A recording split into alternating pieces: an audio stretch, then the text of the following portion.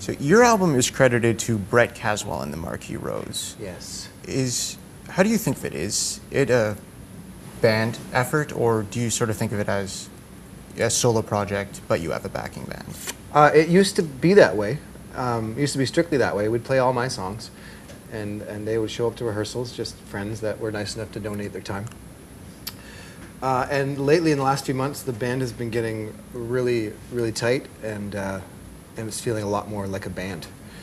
And we've been introducing songs from Dave and Lincoln, who also play with me, and they're fantastic songwriters. So we've been playing one or two of their songs in our sets lately. So it's becoming more of a band. It's becoming just the Marquee Rose. I don't know what's going to happen in the future. I don't know if it will always be Brett Caswell and the Marquee Rose, or if it'll evolve into just the Marquee Rose. We'll see. I don't know. So how did the album come together? Were those all your songs that you wrote? Yeah, those were all mine. Collected over the last 2 years, I guess. 2 years? It's a long time to be collecting songs. It was just a matter of funds, money to make the album, put the album together. That's all. Where did the inspiration for the tracks come from, or is it just all over the place? It is all over the place. My father passed away 2 years ago, so one of the songs was about him, and then a couple months later I had a near-death experience in Nicaragua, and there's a couple songs inspired from that, mainly the last song titled Nicaragua. Right. Sorry. No, go ahead. No, it's an interesting album, and one of the reasons for that is because there are some darker songs. I mean, it doesn't have a dark sound, but just subject matter, and then there are really sweet songs on it. I mean that in the best way. Yeah, hence the title. That's the New Balance. The whole, actually, even the initial idea was to have a light and a dark half. Like the first half of the record was going to be like the 5 lighter songs, and the second half of the record was going to be the 5 darker songs. And we listened to it in sequence after we mixed it, and it didn't really work. So the engineer said, "Why don't you take it home and come up with another list?" And so we came up with a sequence that worked. So it's still a light and dark feel, but it's kind of jumbled up now. Your songs are very, well, correct me if I'm wrong, sound very honest. It sounds like you're singing about real things. And the song A New Balance, the title track, what were you thinking about when you wrote that? Because, I mean, the lyrics seem literal, but what drove you to that point? I was on my mom's couch after the accident in Nicaragua for a month straight.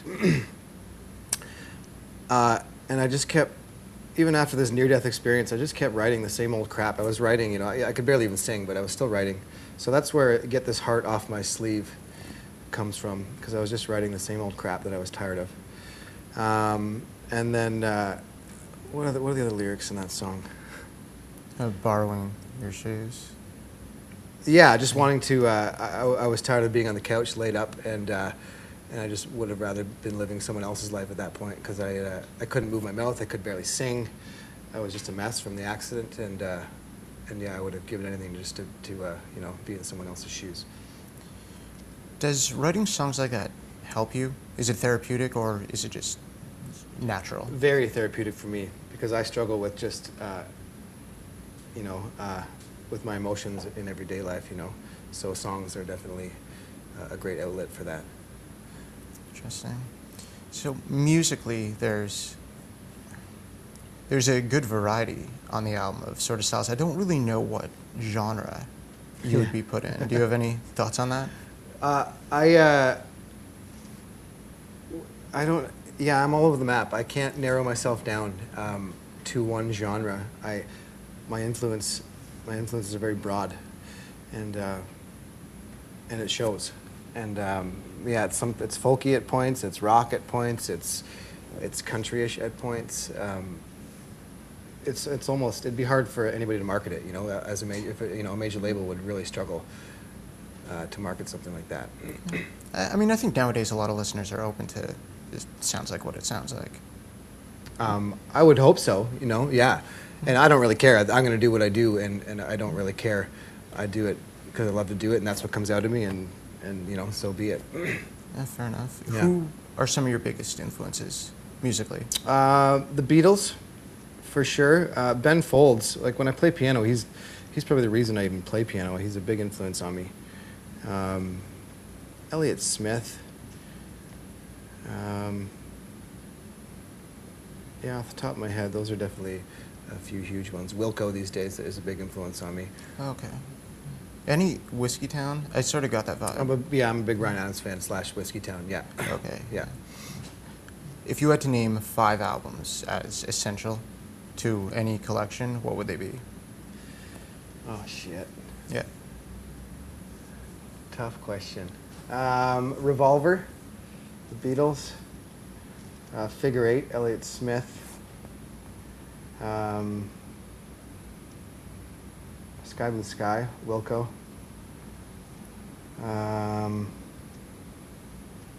Great question. Need 2 more. Huh. What would it be? The last 2. That's a really hard question.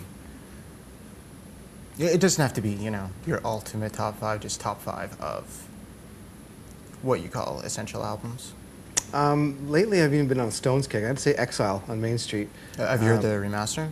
No, I have not. And let's go with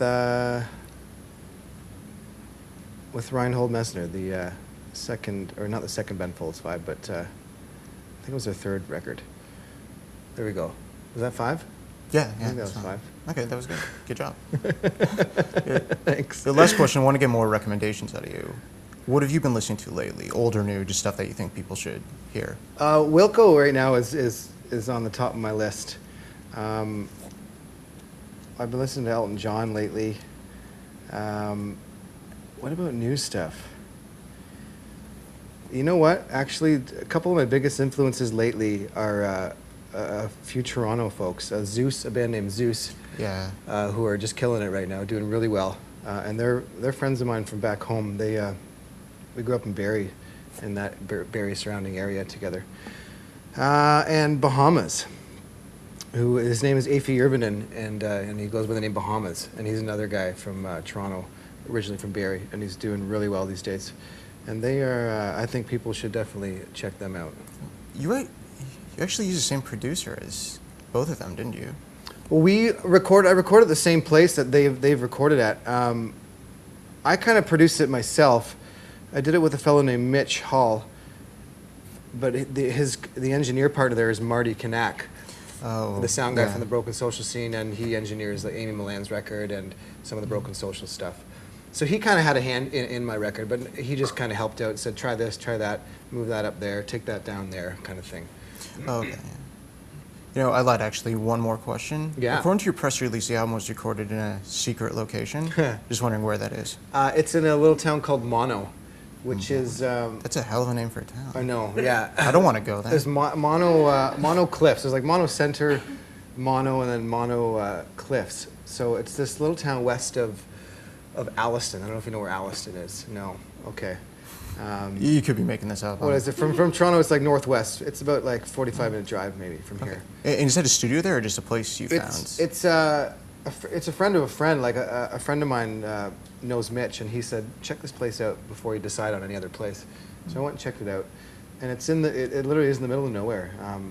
This remote location where my cell phone didn't work, which was fantastic, just secluded. So there's a restaurant, there's a studio, and there's a pub. And it's all owned by Mitch and his mother. Oh, wow. And it's just gorgeous little spot off the Bruce Trail. And I was really, really lucky to be able to record there. Did the environment influence the recording, do you think? Definitely some of the tones and actually, yeah, you know what, the environment definitely influenced it. I would spend weeks at a time out there and just get right into it. But the songs were already written before I was there, so none of the songs were really influenced by it, but maybe some of the sounds and some of the production. Yeah, well, congratulations on it. I think it's a great record. Thank you New very Balance. much. Thank and you. Brett, thanks so much for coming in. Cheers. Thank you for having me.